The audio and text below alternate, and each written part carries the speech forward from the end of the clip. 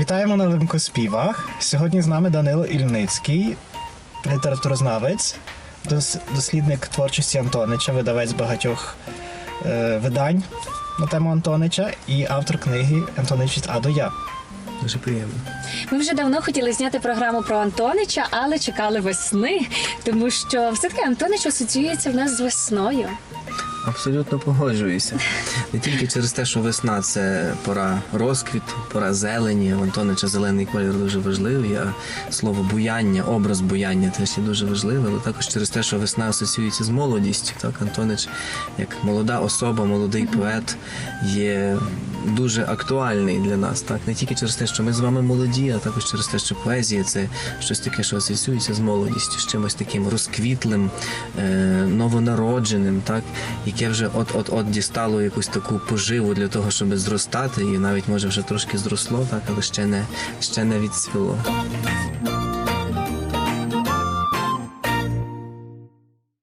А в нас сьогодні така пісня «Що ж это за варивці, що не пиють?» Пісня про хлопців, про неодружених хлопців, тому можна сказати, що вона якимось чином і перегукується із Антоничем, бо він не встиг одружитися, так, не був одруженим.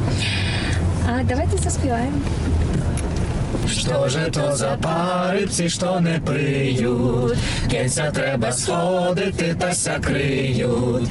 Тогося не бійте, лемся почастите, потім смільше з дівками потанційте. Тогося не бійте, лемся почастите, потім смільше з дівками потанційте. Не жентеся парибці одного року, мали би сте прискоро уж при боку. Почекайте рік-два, бо то злетить раз-два, на спосібних дівчата на роботу. Почекайте рік-два, бо то злетить раз-два, на спосібні дівчата на роботу. Покися поженити, що справите, далем собі старости наробите. А кет почекати, святий спокій мати, а о себе сятелько постарати. А кет почекати, святий спокій мати, а о себе сятелько постарати. От мені ще цікаво, чи писали взагалі пісні на слова Антонича, та? Тому що його тексти досить складні. Я пригадую, просто колись я співала пісню Богдана Веселовського на слова Антонича «Дівчино хмель весняний». Мені цікаво, чи є ще якісь. Є, звичайно, хоча не так багато, тому що все-таки Антонич не був поетом-піснярем, він не був людиною, яка писала тексти одразу, щоб вони ставали піснями, це трошки інший жанр. І ті пісні, які створені на його слова, радше можна назвати співаною поезією. В Україні ця традиція дуже сильно розвинута, і напевно, що нашому поколінню ближчий, наприклад, гурт «Плач Єремії», який створював співану поезію на слова Грицька Чубая, хоча без сумніву це блискучі пісні, не тільки просто поезія покладена на музику. В Антонича щось схоже. Надто багато пісень на його слова нема, а особливо надто багато таких, які запам'ятовувані і повторюються. Ну, звичайно, що найвидатнішим твором музичним на слова Антонича є «Коляда» на музику Василя Жданкіна. Народився Бог на санях. Тут, знаєте, конкуренція просто майже відсутня. Але також композитор Іван Майчик написав дуже багато хорових творів на слова Антонича. Він має теж... Виходить з Лемківщини. От ти мені просто слова з язика зняв. Також той же ж гурт згаданий «Плач Єремії» має пісню «Мова гайова». Але на загал, звичайно, це дуже непросто з таким матеріалом працювати. Хоча Антонич дуже музичний в своєму поетичному вислові. Так, в нього дуже така, крім того, що візуальна, ще й аудіальна поезія, насправді, яка викликає звуковий образ. Але це дуже непросто створювати пісню. Тому декілька є творів таких цікавих, але багато що і втрачається при тексті. Але «Коляда», напевно, я б виділив її. Вона просто якийсь унікальний твір. Але не забуваємо, що автор музики є Василь Жданкін. Тобто це аналогічно, як буває з такими відомими піснями, які вважають за народні, а насправді вони мають автора.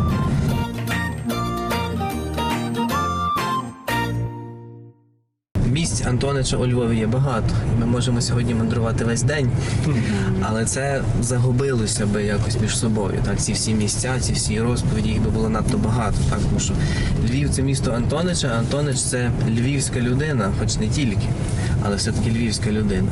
І я дуже би хотів розповісти про публічне і товариське життя Антонича, щоб показати, що ця така внутрішньо заглиблена людина, цей такий, знаєте, пошукувач скарбів всередині людської підсвідомості, насправді був відкритою людиною, був цілком суспільною людиною. Хоча, може, не так в якомусь суспільно-громадському житті, як більше в мистецькому житті, був по-мистецькому публічний.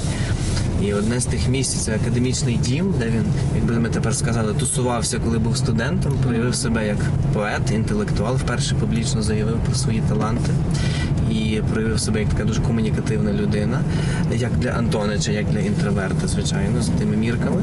А друге місце – це така творча майстерня Качиний діл, де він знайомився з малярами, спілкувався з ними, набирався якоїсь такої творчої енергії і особливо наповнювався мистецькими ідеями. От, то такі, напевно, все-таки найбільш такі львівські місця в його житті. От, так що їдемо. Давайте. Супер.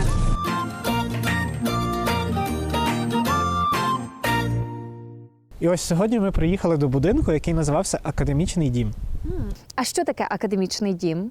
Це дуже хороше запитання, тому що сьогодні ми не чуємо слово академічний дім в нашому такому міському просторі. Знаємо слово гуртожиток, колегіум, там ще щось інше. Але згадаємо собі, як називали в Австро-Угорщині і в міжвоєнній Польщі студентів, академіками, ну, особливо тих, які закінчили університет. Ну, але символічно можемо назвати і тих, які ще здобувають вищу освіту, тобто це студентський дім. В першу чергу для потреб житлових, тобто вони тут безпосередньо жили, мінялися вже, гуртожиток тодішній, але також місце зустрічей, місце товариського життя.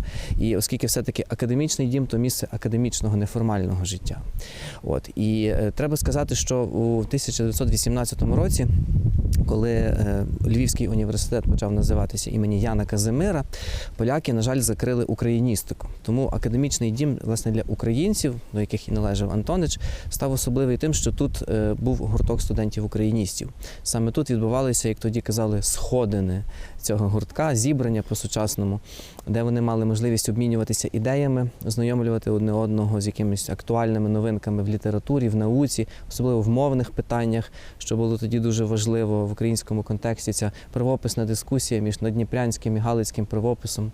І, власне, Богдан Ігор Антонич був одним із найактивніших учасників цього гуртка. От, він теж брав участь як дискутант з мовних питань, робив якісь реферати, доповіді, ділився ідеями з колегами. Також тут він робив такі літературознавчі доповіді, враховуючи те, що цікавився дуже активно і українською, і світовою літературою, бо, до слова, треба сказати, що студенти-україністи цікавились не тільки українською літературою, не тільки українськими питаннями. Попри те, що були патріотами, вони завжди Україну бачили в такому широкому контексті. Тобто тут місце для європейського духу теж було дуже, дуже важливе. Сам Антонич володів як мінімум кількома європейськими мовами. Тобто ми сьогодні достеменно не можемо так чітко сказати, якою мовою він володів дуже досконало, але принаймні всіма західнослов'янськими це точно. Ну і, ймовірно, ще німецькою, адже цей австро-угорський спадок ясно лишив цей такий німецькомовний контекст. От. І ще інший важливий момент, який тут є, загалом стосовно гуртка студентів-україністів, але також стосовно самого Антонича, це художня творчість. Тому що саме в цьому будинку Антонич не лише вперше проявив себе як науковець з відповідними доповідями, дискусіями, дебатами, причому робив це на дуже фаховому рівні, як згадують його друзі-колеги в спогадах, але також тут він вперше публічно прочитав свій вірш. Тому саме з цим місцем, мені здається, можна розпочинати розмову про Антонича як публічну особу. Попри те, що, знову ж таки, за різними спогадами ми можемо говорити про нього як про інтроверта, так, такого класичного інтроверта, зосередженого на своєму внутрішньому світі, просто неймовірно барвистому і цікавому, і глибокому, і широкому, але також як про людину, яка все-таки зробила цей крок, перемогла себе, так, не затиснулася, а постійно розкривалася. Так. І сучасники, друзі, колеги, ці ж гуртківці згадують про те, що коли він починав читати тексти свої, поетичні здебільшого, він, звичайно, не робив це артистично, так театрально, професійно, але він мінявся. Так він ставав більш одухотвореним, більш піднесеним. Це починало нагадувати йому, скажімо, якусь можливо пісню, яку він слухав вдома на Лемківщині. А чи відомо, який саме це вірш був? Невідомо. Так можна сказати так, що ймовірно це були вірші зі збірки «Привітання життя». Його перша збірочка 31-го року, яка вийшла друком власне в часі студентства. Але також можна припустити, що це були вірші із збірки «Три перстені», вже такої першої його зрілої збірки, яка зробила фурор в літературному Львові. І, власне, вийшла наприкінці Антоничевого навчання в університеті, але писав він її десь так в проміжку між 33-34 роком, тобто, ймовірно, він міг читати ці тексти тут. Але ми знаємо, що Антонич в 32-му і 33-му роках працював, а точніше таки в 32-му, поправлюся, над збіркою «Велика гармонія», так, збіркою релігійних віршів, дуже цікавих, знакових в певному сенсі, хоч і багато літературознавців не дуже її сприймають, з різних причин, так, але це вагомий сюжет в його творчості. Можливо, він читав їх тут, але невідомо, так, невідомо. Тут Антонич залишив нам дуже багато таких, знаєте, невиразних слідів в своїй біографії, і нам доводиться вже тільки уявляти, що це могло бути. І, напевно, це дуже цікаво. У Львові є багато місць, пов'язаних з Антоничем. Чи ми ще кудись сьогодні поїдемо, можливо? Без сумнівів. О, файно. Тоді їдемо. Напевно, ви хочете мене запитати, чому ми сюди приїхали. Вулиця Котляревського, 39. Я розумію, що затишна вулиця, хоча машини тут їздять, але насправді це дуже важливий в мистецькому житті Львова будинок. І не тільки в мистецькому, тому що якщо б ви мене запитали, яку би меморіальну таблицю чи інформаційну таблицю можна би було тут повісити, то їх би було одразу дві, або принаймні одна велика з двома частинами. Перша би мала бути така, що тут жив відомий політичний діяч, суспільно-громадський діяч Дмитро Левицький, який разом з дружиною виділив напівпідвал свого будинку, своєї вілли, якщо так можна сказати, для молодих львівських митців, а митцями у міжвоєнний період у Львові називали малярів, художників, які не мали змоги знайти собі помешкання, чи не мали коштів винайняти це помешкання, і також не мали змоги малювати. Тобто це така було одночасно і місце проживання, і місце такої, скажімо так, мистецької робітні. Звичайно, тимчасово, поки ці митці-маляри не знайшли собі якогось місця більш вигідного, не знайшли якісь певні кошти для того, щоб винайняти це приміщення чи організувати собі майстерню, або не виїхали на навчання за кордон. То я так розумію, що Антонич любив сюди приходити. Дуже хороше питання, тому що не дарма воно виникло. Який стосунок, яке відношення має Антонич до малярів? А виявляється, безпосередньо. І між іншим, хочу сказати, що цей феномен Антонича, феномен його творчості, феномен його особистості, феномен його поетичного світу, стилістики його поезії, він має безпосереднє відношення до цього малярського світу міжвоєнного Львова. Більше того, я би наважився сказати, що саме тут, в Качиному Долі, приходячи в гості до малярів, спілкуючися з ними, дивлячись на те, як вони малюють, а особливо дивлячись на те, про що вони говорять, які ідеї вони артикулюють, він сам надихався цією європейською атмосферою, яку вони привезли з Лондона, Парижа чи Берліна, де навчалися в різних малярських академіях. І все це він так синтезував, якось перетворював на словесний світ, власне, художнього слова. Саме тому його поезія така малярська, візуальна, хоча теж і дуже звукова, така насичена якимось таким звучанням, навіть якщо це тиша, все одно це звучання. І тому це місце таке важливе. Можна сказати, що це такий був мистецький своєрідний інкубатор. В певному сенсі так. Тому що, знаєте, достатньо... В чому є особливість університету і ідея університету, скажімо, ідеального, так? Чому створюються кампуси? Для того, щоб просто сполучити людей між собою. Насправді, все, що найголовніше може зробити університет, це просто поєднати між собою людей. Так само щось сталося тут. Це не був університет, але люди просто технічно зійшлися разом, бо вони тут мусили переночувати чи малювати свої картини, бо був творчий потяг. І все. Це вже є якийсь згусток, який дає тобі поштовх, мені поштовх. Тобто якась така певна здорова конкуренція, яка називається середовищем. Так от, це середовище Антонич здобув саме серед малярів. І треба сказати, що важко знайти, можна, звичайно, але важко знайти ще іншого такого поета в українській літературі, який настільки знаєте, був потрійним, інтермедіальним, так? Тобто застосовував ідею синтезу мистецтв. В нього є і музика, в нього є і візуальне, в нього є і духовне, в нього є і суто літературне, в нього є інтелектуальне. Так? Він зумів якось з кожного пласту мистецтва щось знайти і перетворити це в вір. Знаєте, тут доречно, напевно, буде згадати таку вже майже анонімну фразу, бо направду в цей момент не згадаю, хто її автор, що поезія – це мова молодих. І зрештою Антонич є яскравим свідченням цього. Так, він належить до такого символічного клубу 27, так, тобто митців, поетів, музикантів, художників, які померли саме в такому віці. Це справді якийсь особливий час, на жаль, чи на щастя, коли Господь забирає до себе цих дуже талановитих візіонерських людей, до яких, без сумніву, належав Антонич. І треба сказати, що він залишився в цьому віці для нас таким вже вічно молодим. В нього не було якихось етапів, якихось пізніших сумнівів, перегляду ранньої творчості. Одна залишилась дуже цілісною. Так?